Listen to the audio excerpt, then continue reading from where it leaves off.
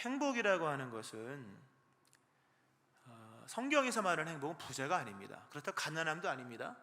건강함도 아니고 병든 것도 아닙니다. 행복은, 성경에서 말하는 행복은 평강입니다. 평강이 없으면 행복이 아닙니다. 부자이냐 아니냐는 뭐 여러 물질로 얘기할 수 있는 것이지만 성경에서 말하는 행복은 평강이요 샬롬입니다. 가장 고요한 마음입니다. 가장 고요한 마음이요 단순한 마음입니다. 분열적인 마음이 없는 것이 평강입니다. 이 사람 얼마나 분열적입니까? 자기가 레위인지 자기가 세리인지 너무 헷갈리는 겁니다. 정신분열증 걸릴 겁니다. 이 정도로 살면. 이런 삶을 살았던 사람이 바로 마태라는 사람이었는데 이름은 나오지 않습니다. 본문에는. 내적 고민이 참 컸을 겁니다. 그 고민이 아마 큰 내적인 병으로까지 되지 않았을까. 왜 이렇게 좀 이렇게 단적인 얘기로 자꾸 몰아가냐 하면, 오늘 이 사람이 나중에 예수님 만난 다음에 그가 일어나 따르니라는 표현을 씁니다. 일어나서 따랐다. 누구를? 예수님을. 일어났다는 표현은 이 성경상에서 뭐가 고침받았을 때 나오는 표현입니다. 안진뱅이가 일어나서 따랐다. 중풍병자가 지난주에 일어나서 따랐다. 일어나서 따랐다고 하는 표현은 회복을 의미하는 거거든요. 이 사람은 지금 내적 고민이 굉장히 컸고, 앉아서 돈을 많이 세수를 챙기고 뭐 나름 부축적을 하지만 내적 고민이 컸던 것으로 여겨지고요. 근데 이 사람이 나중에 회복이 되어서 일어나서 따랐다 이렇게 나온 거거든요. 그러니까 내적 고민이 많았다는 거죠. 오늘 이 시대에 현대인들의 고민이 하나는 허무주의잖아요. 허무. 뭐 채워지질 않는 겁니다. 돈을 아무리 뭐 배를 채워도 뭐 내면에 채워지지 않지 않습니까? 또 하나는 분열이죠. 이중적인 정체성. 나는 과연 누구인가? 특별히 성도들도 마찬가지예요. 나는 예수를 믿는 사람인가? 아니면 나는 직장인인가? 내가 예수를 믿는 사람이라고 부름을 받았는데 과연 내가 하는 행동들은 이게 과연 의로움인가? 라는 그런 모습 속에서 현대 기독교인들의 그 이중성의 이중적 정체성의 문제, 이거에 대한 고민과 딜레마와 이런 어떤 분열적인 것들이 우리 모두에게 오늘의 현실입니다. 저도 그렇죠. 목사인데 목사냐 아니면 뭐 일 헷갈릴 때가 많이 있는 것처럼 이런 이중성의 문제가 우리에게 있고 현대인들에게도 다 있습니다. 사실요.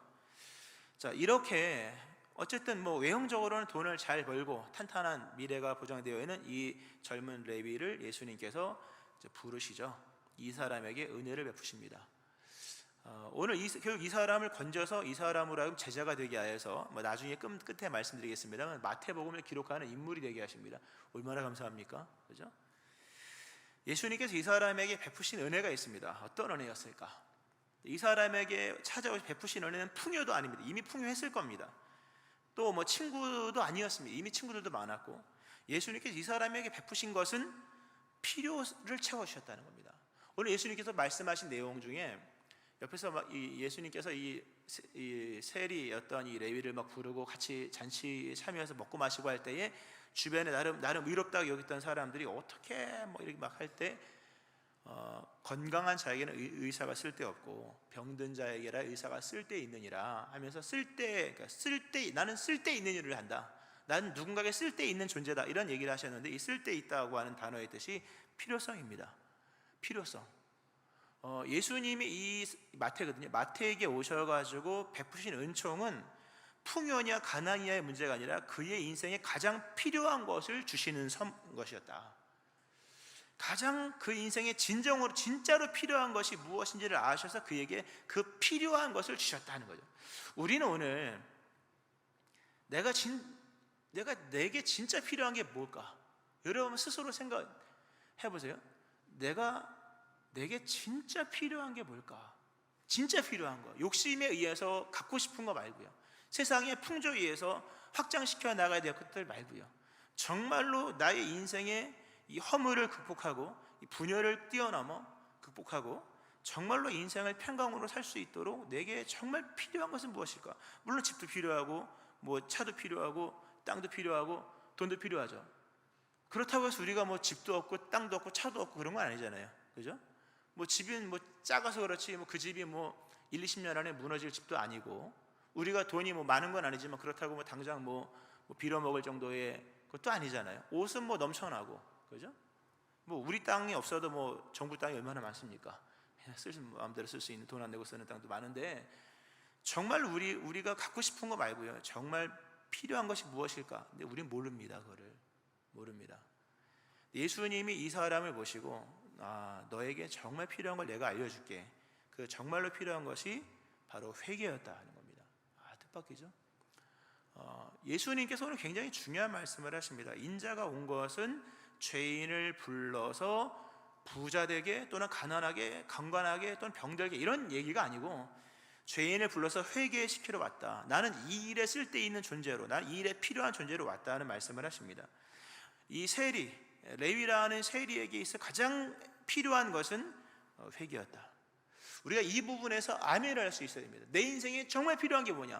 물론 저는 결혼 앞두고 집도 필요하고 출가를 앞두고 더 넓은 집도 필요하고 방도 하나 더 필요하고 그죠? 일상이죠. 근데 정말로 우리에게 필요한 것이 무엇인가 할 때 예수님에게 여쭤보면 그것은 바로 회개다. 참 이해할 수 없고 받아들이기 쉽지 않은 거죠. 근데 이 회개라고 하는 것을 우리는 이제 일반적 생각을 할 때 말버릇을 고치고 그리고 거친 행동과 또는 인격적으로 좀 모간한 부분들을 고치고 이런 것들 많이 하잖아요. 인격적으로 모간하고 말 함부로 하고 돈 함부로 쓰고, 물론 그거는 그렇게 말 함부로 하면 친구가 떨어질 것이고 인격이 안 좋으면 주변이 좀 안 좋은 사람끼리 모여질 것이고 돈을 많이 쓰면 나중에 가난하게 되겠죠. 그건 알아서 아마 정리가 될 겁니다. 살다 보면 이러면 안 되겠구나. 진정한 회개라고 하는 것, 소소한 행동의 고침이 아니라 방향을 바꾸는 겁니다. 오늘 예수님께서 마태에게 오셔가지고 내가 너에게 진짜 필요한 게 뭔지 알려줄게. 그것은 바로 네가 회개하는 거야. 회개라고 하는 것은 소소한 걸 고치는 것이 아니라 방향을 트는 거야. 회개라고 하는 것은 메타노웨오입니다. 이거는 돌이키다 하는, 너무 잘 알아, 방향을 바꾸는 겁니다. 무슨 말씀인가 하면 너 이대로 살다가는 너 부자가 될 수 있을지 모르지만 이 길 그대로 가면 너 죽는 거야. 이 길 그대로 가면 지옥이야. 잘 살고 못 살고 얘기는 하지 말자. 그건 그렇죠. 잘 살고 못 살고 누구 기준으로 됩니까? 우리보다 못 사는 사람이 허다하고 우리보다 잘 사는 사람이 즐비한데 누가 누구를 향해서 잘 살고 못 살고 얘기할 수 있겠냐는 거예요. 중요한 건 방향입니다, 여러분. 오늘 예수님께서 나는 죄인을 불러서 회개시키러 왔다. 근데 그 회개가 뭐냐? 일일이 말 똑바로 해, 행동 똑바로 해, 눈빛 똑바로 온유하게, 말꼬리 늘 이런 얘기를 한 것이 아니라 나를 따라와야 돼. 방향을 틀지 않으면 너 이러다가 끝나는 거야. 부자 가난하고 이건 중요한 것이 아니야. 정말 중요한 것은 내가 가는 이 방향의 끝이 필경 어디로 가느냐. 돌이키지 않으면 필경은 사망이다. 이건 돌이킴으로써만 방향이 달라지는 거지 물질이 많아진다고 저절로 방향이 틀어지는 게 아닙니다, 여러분. 여러분이 부자가 아무리 큰 부자가 된다 해서 그렇다고 부자가 나쁘다는 얘기는 일체 아닙니다. 부자가 된다 해서 방향이 저절로 틀어질까요, 여러분? 안 됩니다. 가난하면 저절로 틀어질까요? 그렇지 않습니다. 내가 돌이켜야만 돌아오는 겁니다. 돌이키고 방향을 잡을 때에만 비로소 그 방향을 가게 되는 것이고 그 방향, 회개하고 돌이킨 방향 끝에만 천국이 있고 영생이 있고 비로소 행복이 있는 겁니다.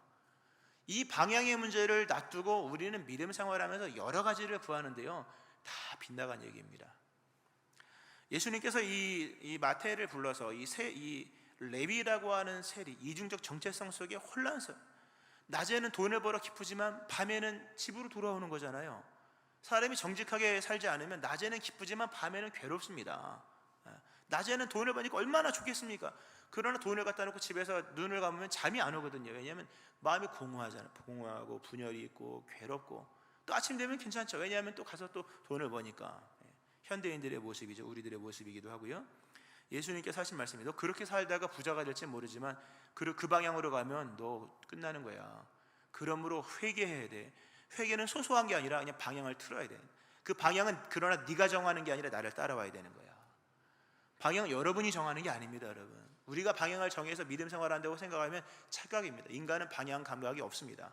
하나님을 떠나서 가고 싶은 대로 가거든요. 자기 길을 간다 그러잖아요. 예수님께서 이 사람을 불러서 회개를 시키시는데요, 참 은혜롭습니다. 원래 죄인을 불러서 회개시키는 구약적 방법은 두드려 패는 겁니다.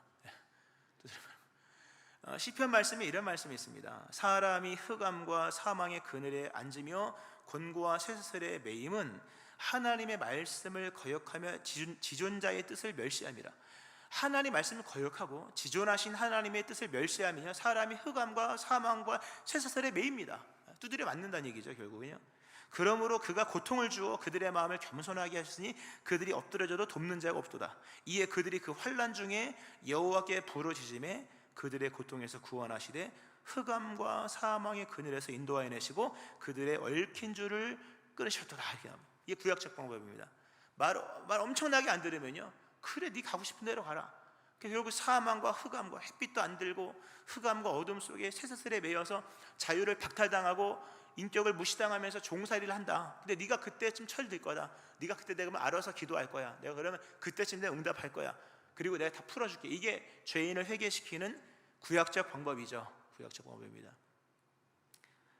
좋은 말로 할 때 잘 들으셔야 됩니다. 굉장히 중요한 교훈. 근데 예수님은 이 사람을 회개시키는데요, 그 방법을 쓰지 아니하시고 참 예수님의 은혜죠. 나를 따르라. 나를 따르라. 뭐 하지 말라 하라는 말을 안 합니다. 예수님께서 나를 따라와. 내가 죄인을 불러 회개시키려 하는, 내가 회개시키는 방법은 흑암과 곤고와 쇠사슬과 매임이 아니라 나를 따라오는 거야. 즉 예수님께서 이 사람에게 사명을 주십니다. 새로운 비전을 제시하시고 새로운 살 길을 제시하십니다. 이대로 사는 게 아니라 방향을 틀어서 내가 너에게 인도하는 이 방향대로 살아봐. 그러면 결국 이 길대로 가면 네가 물질의 많고 적음을 떠나서 생명을 얻을 거야 라는 말씀을 하십니다. 예수님이 회개시키는 방법은 우리에게 나를 따라오라 하는 겁니다. 중요한 얘기입니다. 또 따라가야만 회개입니다. 따라가지 않은 상태에서 뭐 아무리 말을 잘하면 뭐합니까? 지옥 가는데. 따라가지 않은 상태에서 아무리 그 인격은 유전이더라고 보니까 대부분. 아버지가 착하면 아들도 착하고 아버지가 안 좋으면 아들도 안 좋고, 물론 예외는 있습니다만 아무리 착하면 뭐합니까? 세상이 가는 방에 오라도 지옥 가면 의미가 없는 거잖아요. 그러니까 정말로 회개라고 하는 것은 주님을 따르는 것입니다. 그러므로 주님을 따라가면 회개가 되어지는 거거든요. 또 되는 것이고, 예수님께서 죄인을 회개시키는 방법은 쳐넣는 거 이런 게 아닙니다. 나를 따라와. 내가 너에게 새로운 인물을 줄게. 새로운 소명을 줄게. 그리고 새로운 사명을 줄게. 그 마태가 주님을 따라가죠. 나중에 마태복음을 기록하잖아요. 얼마나 감사합니까? 오늘 예수님께서 여러분을 회개시키기 위하여 여러분을 부르십니다. 부르심의 한 소망입니다. 이거는 회개를 의미하는 내용이기도 합니다. 모두가 예수님의 이 자비와 은혜로운 사랑의 수송에 응답을 하시는 역사에 있기를 바랍니다. 뭐 매를 맞아야 되겠습니까? 무지한 말이나 노새처럼 매를 맞고, 이거 어리석은 거거든요. 자, 이 레위가요, 이 내적 고민이 얼마나 컸던지 예수님께서 나를 따르라 했을 때 당장에 응답을 합니다. 참 감사합니다. 그리고 지난 시간에 봐요. 믿음은 하루를 사는 게 아니라 오늘을 사는 것이다. 언제 기도할 겁니까? 언젠간 할 겁니다. 그건 아닙니다. 오늘 기도할 겁니다. 오늘 회개할 겁니다. 그리고 오늘 합니다. 이렇게 돼야 되는데, 이 세리가 예수님의 부름을 받고 당장 예수님을 따라갑니다. 참 멋있는 장면입니다. 모든 것을 버려두고 예수를 따르니라. 모든 것을 버리고 예수님을 따랐다. 회개가 무언가에 대한 말씀이 참 나옵니다. 회개는 예수님을 따르는 것이요, 예수님을 따르는 것은 동시에 모든 것을 버리는 겁니다. 모든 것을 버리고 예수님을 따른다. 물론 이거를 너무 우리가 극단적인 적용을 하면 안 되죠. 모든 걸 다 버릴 수는 없잖아요. 그러나 모든 것을 버렸던 이 마태의 모습을 보면서 우리 안에도 마태가 발견한 가치를 발견해야만 한다는 겁니다. 발견하게 하신다는 내용이 당연히 들어있는 것이고요. 성경을 보면요, 예수님의 부름을 받은 사람들은 다 하나같이 모든 걸 버리더라고요. 베드로도 예수님을 부름을 받고 버리고 하잖아요.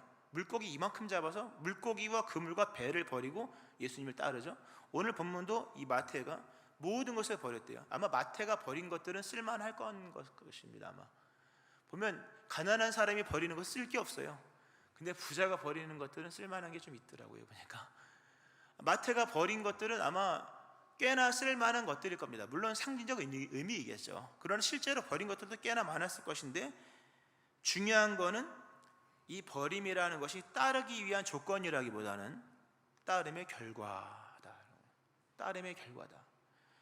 버렸기 때문에 따를 수 있는 것이냐, 아니면 따르기 위해서 버린 것이냐. 물론 뒤섞인 거겠죠. 그러나 따르기 위해서 버렸다기보다는 따르기 위해서 버렸겠다면보다는 이게 따름으로 인하여서 버려진 것들이다, 이런 생각이 듭니다. 왜냐하면 그런 한번 질문을 베드로도 그렇고 마태도 다 버리고 왔습니다. 이들이 버릴 때 아까워했을까요, 여러분? 이게 중요한 질문입니다. 모든 것을 버려두고 예수를 따르니라. 그걸 버릴 때 아까워서 이걸 어떻게 버려 내가. 그러나 따르라고 하니까 그냥 눈물을 머금고 버리고 뒤돌아보고 또 뒤돌아보고 누가 가져가나 놔둬야 되는데 이랬을까요, 여러분? 중요한 모든 것을 버려두고 예수를 따르니라 할 때 그 버리는 행동들은 아쉬움이 없는 겁니다. 오늘 마태는 잔치를 버립니다. 모든 걸 버려두고 잔치를 베풀었다는 얘기는 뭡니까? 즐거웠다는 거예요. 예수를 믿으면서 행실을 고치고 예수를 믿으면서 무언가를 끊고 버리고 하는 것이 아직도 아까워서 벌벌 떤다면 그거는 회개가 아닙니다, 여러분. 회개는 가치를 발견하는 겁니다. 나를 따르라. 무서워서 버리는 것이 아니라 새로운 가치를 발견하고 부르심, 소명과 사명을 받았기 때문에 그게 너무나도 귀해서 그거를 따르고 그것을 취하기 위해 뒤에 있는 것을 버리는 겁니다. 그 버리는 것은 아깝지가 않은 거예요. 아깝지가 않은 겁니다. 만약 아까워 자꾸 뒤로 돌아온다면 그게 믿음으로 간주가 될까? 롯의 처를 이끄는 천사가 막 이끌어가는데요, 끝내 아쉬워서 뒤를 돌아보다 소금 기둥이 됐다면 그거 불신이잖아요. 예수를 믿고 회개를 해서 방향을 돌이키고 버린다 할 때 버리는 것은 아깝지가 않은 겁니다. 아깝지 않게 버리기를 축원합니다. 아깝지가 않아야 되는 거죠. 더욱이 오늘 마태가 버렸고 또 앞부분에 베드로도 버렸는데요, 그들이 버린 것들은 나쁜 것들이 아니었다는 것이 중요한 얘기입니다. 쓰레기를 버리는 것은 쉬워요. 쓰레기니까 갖다 버리잖아요. 그냥 얼른 갖다 버리죠. 그러나 베드로가 버린 것이 나쁜 것이었냐? 아닙니다. 오늘 마태가 버린 것이 나쁜 것이었냐? 나쁜 것이라고 말할 수 없는 것들이 있을 겁니다, 분명히. 그럼에도 버렸던 것은 나쁘기 때문에 버린 것이 아니라 보다 귀한 부르심의 가치와 소망을 알기 때문에 버린 겁니다. 이게 중요한 얘기입니다. 우리가 회개한다 할 때요, 못된 것을 고치는 것만이 아니라 좋은 것도 내려놓는 것도 회개인 것입니다. 예수님이 회개시키는 회개의 모습 속에는 나쁜 거 버려 이런 내용만이 아니라 좋은 건데도 버리는 겁니다. 괜찮은 건데도 버리는 이유는 우리에게 부여된 새로운 인생의 기회와 그리스도 예수의 존귀함을 알기 때문에 버리는 겁니다. 그러므로 나쁜 것을 버리는 게 아니라 좋은 것임에도 버리는 겁니다. 그러나 그리스도 예수께서 워낙 존귀하시기 때문에 내게 있는 귀한 것을 버리는 것이 조금도 아깝지가 않은 것이요, 결국 그러므로 여러분 이게 좀 어려울 수 있겠습니다. 결국 회개는 선택에 대한 변화입니다. 뭘 고치고 말고의 문제가 아닙니다. 선택에 대한 변화다. 예전에 그렇게 선택이 복잡했는데 이제는 간단하거든요. 예수님이 존귀하시잖아요. 그런 얘기가 있더라. 유대인들은 그 비판력이 대단하대요. 유대인들은 그 민족의 특징이, 왜냐하면 유일한 걸 하나를 알기 때문에, 하나를 가지고 살기 때문에 나머지 다 비판이 된다는 얘기를 하더라고요. 일리가 100%더라고요.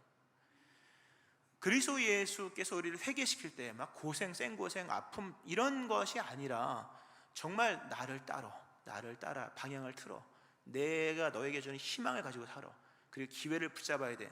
새롭게 주어진 그런 것들을 보면서 결국 이전에 선택하지 못한, 선택에서 결정장애처럼 혼란스러워했던 그런 것들을 이제는 쉽게 선택하는 겁니다. 버리지 못한 것들을 쉽게 버리는 거죠. 결국 회개는 뭘 고치고 말고의 문제 당연히 포함되겠지만 선택에 대한 변화다. 나쁜 것을 버리는 것만이 아니라 좋은 것도 버릴 수 있는 선택이다. 그리고 굉장히 중요한 것은요, 나를 따르라 그러잖아요. 이게 너무 중요한 얘기가요. 이게 중요한 주제죠. 원래 중요한 주제인데 나를 따르라고 하시는 이 말씀 보면 예수님은 움직이시는 분입니다. 신앙은 예수님처럼 사는 게 아닙니다, 여러분. 예수님 신용내는 게 아닙니다. 우리가 예수님처럼 살아가기 원하네. 물론 의미적으로 다 통하는 말씀이지만 예수님을 대상화시켜서 고정시켜 우상처럼 이렇게 세워놓고 막 박아놓고 그것처럼 예수님이 웃으니까 우리도 웃어야지, 저분이 이렇게 하니까 우리도, 이런 게 아닙니다. 신앙 예수님처럼 사는 게 아니라 예수님과 함께 동행하는 겁니다. 예수님과 함께 움직이는 겁니다. 그러므로 모든 매 순간에 좋고 나쁨의 문제가 아니라 수많은 선택의 상황이 온다는 거예요, 여러분. 예수님이 오른쪽으로 가시면 나는 왼쪽으로 가고 싶거든요. 이게 뭐 예수님처럼이 아니라 예수님과 동행이잖아요. 그 마태가 기록한 마태복음에서의 복음은 뭐냐? 임마누엘이잖아요. 신앙이 뭐냐? 임마누엘. 맨 마지막에도 임마누엘, 내가 세상 끝날까지 항상 함께 있으리라. 주님과 동행입니다. 그러므로 동행한다고 하는, 누군가 같이 간다는 것은 끊임없는 선택의 연속이기 때문에 결국 선택은 회개는 방향이고 선택인 겁니다. 잘 믿고 깨닫기를 축원합니다. 예수님처럼 신용내는 게 아닙니다, 여러분. 착하게 사는 그런 얘기 아니라 방향을 가지고 예수님과 더불어서 무수한 선택을 하되 나쁜 것을 버리는 것뿐만 아니라 좋은 것조차도 버리되 아깝지 않게 버리는 겁니다. 물론 예수님이 다 버려 이러진 않으세요. 그러나 선택은 할 때가 있을 거야, 이렇게 말씀을 하시는 거죠. 이 마태는요 너무 기뻤습니다. 고민을 다 저버리고 기쁨의 회개를 합니다. 아깝게 여기지 않냐고 즐거움으로, 그리고 예수님을 따라가는 즐거움이 충만합니다. 이것도 중요한 게요, 예수님을 따라가서 무언가를 이루었기 때문에 잔치한 것이 아니라 예수님을 따라가는 즐거움 자체가, 따라가는 것 자체가 즐거움이었다. 믿음의 즐거움은 뭘 이루는 것에 있는 게 아닙니다. 따라가는 것 자체가 즐거움인 겁니다. 사도행전을 보면요, 뭘 이루어서 감사한 게 아니더라고요. 연속적으로 따라가는, 주님이 인도하시는 길을 따라갔다는 부분에서 그걸 승리라고 얘기하더라고요. 우리가 선교 영상을 봅니다만 선교는 성공하고 실패 이런 개념이 아닙니다. 우리 교회가 뭐 선교적인 얘기를 좀 빗나갔습니다만 우리 교회가 선교에 성공한다 할 때 그것은 숫자나 이런 것에 있는 게 아니라 내년에도 단기 선교를 가면 성공하는 겁니다. 할렐루야. 이 중요한 얘기, 내년에도 단기 선교를 가면 성공하는 겁니다. 선교를 하면 성공하는 겁니다. 가서 못할 수도 있고 잘 못할 수도 있고 덜 될 수도 있고, 이번엔 되게 잘 됐어요. 정말 대박이었었거든요. 영상이 다 못 담았더라고 보니까요. 대박이었지만 그걸 성공이라고 말할 수 없는 것은 그런 개념이 아니라 믿음, 따름은 결국 예수님과 동행했느냐, 그게 중요한 거예요. 결국 우리가 예수님을 따른 부분에서 따랐다면 그게 우리의 기쁨인 것이죠. 그러니까 이런 본문 속에서 우리가 생각할 것들이 아주 많습니다. 그러나 뭐 맥을 잡는 거죠. 말씀을 정리하면서요, 오늘 예수님께서 우리의 필요한 것이 무엇인지를 정확히 아십니다. 너에게 필요한 것은 회개야. 내 회개는 방향이야. 방향을 잡고 살아. 필경은 사망이야. 그대로 가다가는 많고 적음을 떠나서 죽을 수밖에 없는 거야. 나를 따르라. 그리고 나와 동행하라. 수많은 선택이 있지만 내가 너에게 부여한 존귀함을 따라 새로운 기회를 따라 선택하라. 그리고 내가 일평생 너에게 행하는 모든 은혜는 다 너로 하여금 회개케 하기 위함이다. 굉장히 중요한 겁니다. 오늘 의인을 부르러 온 것이 아니라 죄인을 부르러 회개시키러 왔다. 예수님께서 마태에게 행하신 이 일들은 한 가지입니다. 그로 하여금 회개시키러, 그로 하여금 예수님을 따르는, 예수를 향하는 삶을 살게 하시기 위하여. 이 말씀을 준비하면서 그런 생각이 들더라고요. 지난 날들을 회상할 나이가 됐잖아요. 저도요, 50이 넘었으니까. 회상을 하면서 그때의 일의 의미는 무엇이, 그 은혜의 실체는 무엇일까라는 생각을 해보니까 그건 나를 회개시키기 위한 사건이었구나. 또 다른 걸 생각을 해봤습니다. 뭐 일일이 얘기할 수는 없지만 그 은혜의 실체는 뭐냐?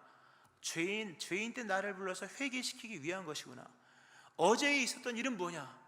어제 우리 초등부가 바비큐 파티를 했습니다. 너무 좋더라고요. 바비큐 뭐 모르시죠? 초등부에서 초등부 학생들을 데려서 애들을 맛있게 캠핑처럼 해서 먹였고, 또 중고등부도 빌 붙어서 먹었고, 또 저희도 거들어서 덩달아 먹었는데요. 교회가 너무 좋더라고요. 그 장면을 보면 이건 의미가 뭘까? 그것조차도 회개시키시는 은혜더라고요, 보니까. 그러니까 우리 하나님께서 우리에게 행하시는 모든 인생 속에 베푸시는 은혜, 우리의 필요성을 아시는 분의 공급은 뭐냐 할 때 한 가지입니다. 방향성 있는 삶을 살기 위해서.